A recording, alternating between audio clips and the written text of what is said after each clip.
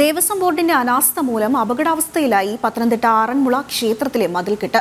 ക്ഷേത്ര ചുറ്റുമതിലിന്റെ ഒരു ഭാഗം മഴയിൽ ഇടിഞ്ഞു വീണിരുന്നു. മതിലിന് ബലക്ഷയമുണ്ടെന്ന് വർഷങ്ങൾക്ക് മുൻപേ വിദഗ്ധർ ചൂണ്ടിക്കാണിച്ചിട്ടും ദേവസ്വം ബോർഡ് യാതൊരു നടപടിയും എടുത്തില്ലെന്നാണ് പരാതി.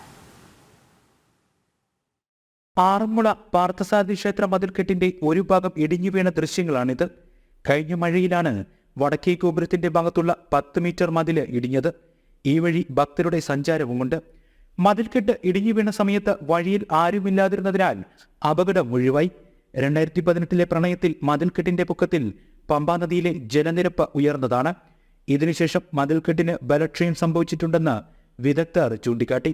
അപകടാവസ്ഥ കഴിഞ്ഞ വർഷം ദേവസ്വം ബോർഡ് പ്രസിഡന്റിനെ അടക്കം ബോധ്യപ്പെടുത്തിയിട്ടും നടപടിയൊന്നും ഉണ്ടായിട്ടില്ലെന്ന് ക്ഷേത്ര ഉപദേശക സമിതി പ്രസിഡന്റ് പറയുന്നു. ഇങ്ങനെ സംഭവിക്കുമെന്ന് കഴിഞ്ഞ ഒരു വർഷം മുമ്പ് നമ്മൾ ദേവസ്വം ബോർഡ് പ്രസിഡന്റിനെയും ദേവസ്വം ബോർഡ് മരാമത്ത് വകുപ്പിനെയും അതിൻ്റെ അധികാരികളെയും എല്ലാം അതിൻ്റെ പ്രോപ്പർ ചാനലിൽ തന്നെ പോയി നമ്മൾ സമീപിച്ച് അവരോടിത് അവരുടെ ശ്രദ്ധയിൽ കൊണ്ടുവരികയും നടപടിയെടുക്കാമെന്നവർ വാക്കാലല്ല പേപ്പറിൽ തന്നെ ഒപ്പിട്ട് സമ്മതിക്കുകയും ചെയ്തതാണ്.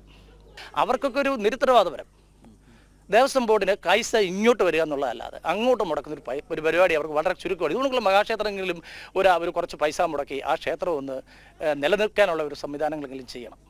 മതിലിന്റെ മറ്റു ഭാഗങ്ങളിൽ ഉപദേശക സമിതി സ്വന്തം ചെലവിലും ചില അറ്റകുറ്റപ്പണികൾ നടത്തിയിരുന്നു. അപ്പോഴും ദേവസ്വം ബോർഡിന്റെ ഭാഗത്തുനിന്ന് യാതൊരു ഇടപെടലും ഉണ്ടായില്ല. തിരുവിതാംകൂർ ദേവസ്വം ബോർഡിന്റെ നിരുത്തരവാദപരമായ ഇത്തരം സമീപനങ്ങൾ മഹാക്ഷേത്രത്തോട് ബോർഡ് കാണിക്കുന്ന അവഗണനയ്ക്ക് ഉദാഹരണമാണെന്ന് ഭക്തരും പറയുന്നു. ജനം, പത്തനംതിട്ട.